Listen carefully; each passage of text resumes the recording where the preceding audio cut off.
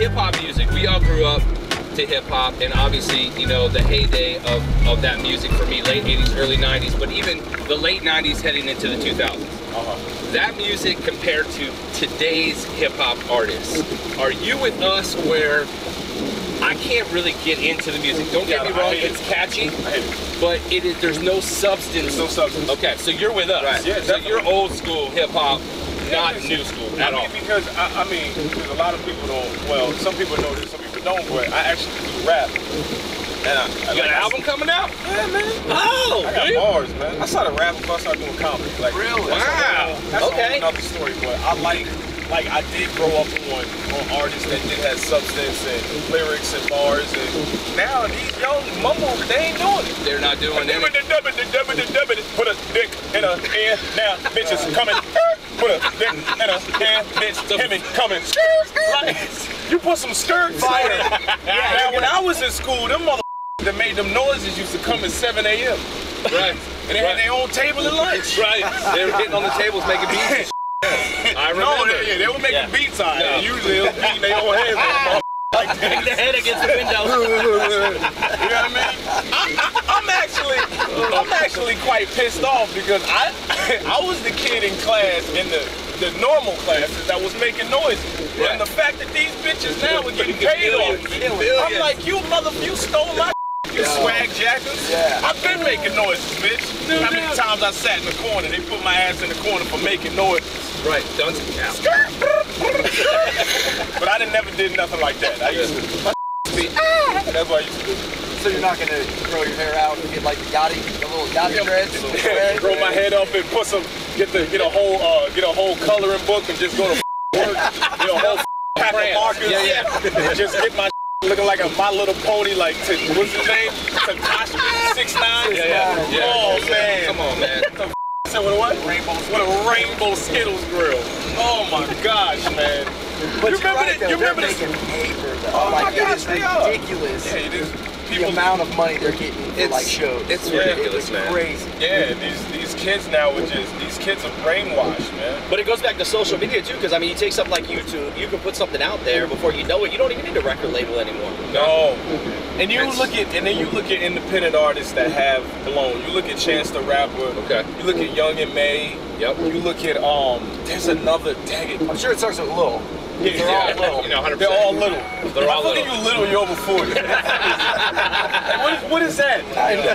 Why is your name still Lil Wayne? Why is it still Young Jeezy? There's not young about you. True story. You're not young anymore. Facts. You don't know how to face facts. Nobody knows how to accept the truth anymore. Amen. That's oh my goodness. These freaking my gosh. And you know, I like Cardi B.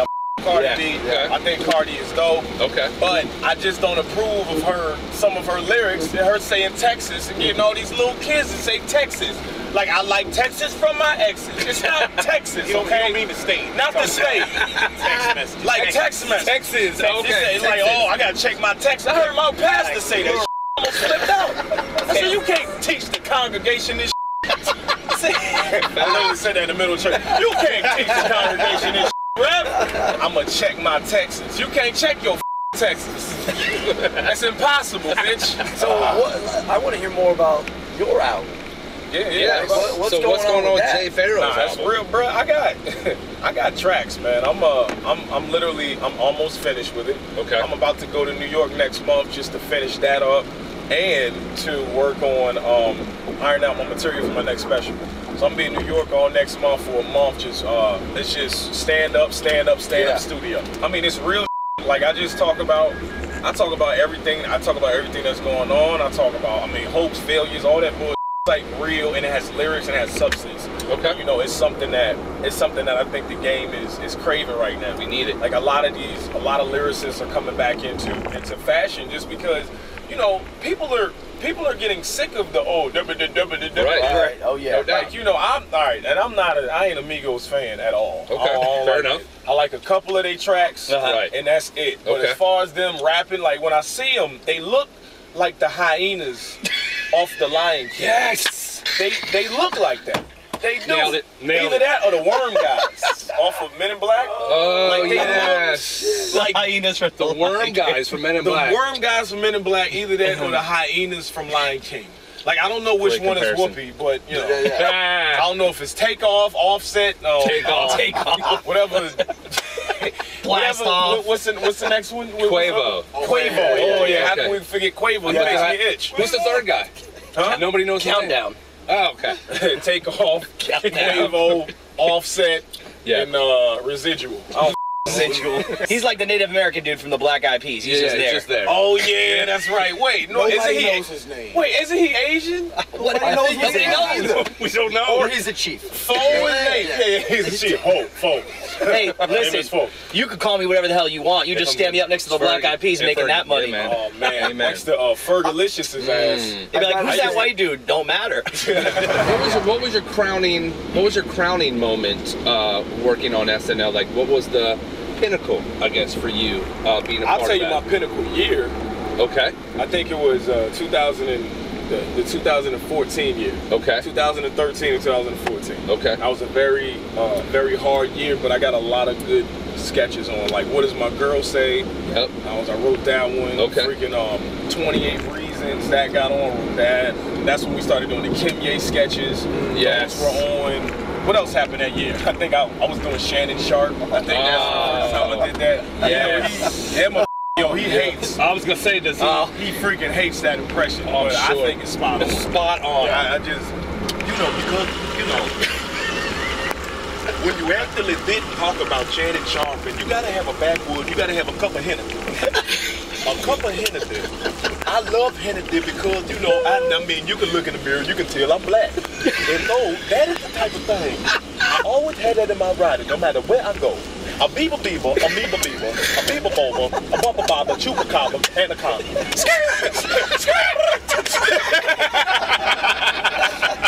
That's a missing member of Migos, the Shannon Sharpe. I call a lot of flack because I got two kids. My daughter she's 13 and my son is 7. And my daughter, she was dealing with something 2 years ago at school. One of the girls kept talking smack to her. Or whatever. I thought you were about to say HPV. I was about to be like, you were supposed to get a vaccinated. They literally say that in the commercial. No, they do. You're supposed to be a good father. I was about to question your father's health. That's like the second statement after my daughter's a stripper. It's like, did she get the HPV vaccine? I'm sorry, I was off the pole. But for real, she was getting bullied at school, and people were giving me crap at how I handled it because I literally pulled my daughter aside and I said, listen, if you said something to the teacher already and the teacher didn't handle it, now you say something to the girl and you say, look, bitch, you keep messing with me, and I'm gonna choke you. Yeah. And she looked at me, and my wife looked at me, and she's like, you can't say that to her. And I was like, the hell you can? Right. Yeah.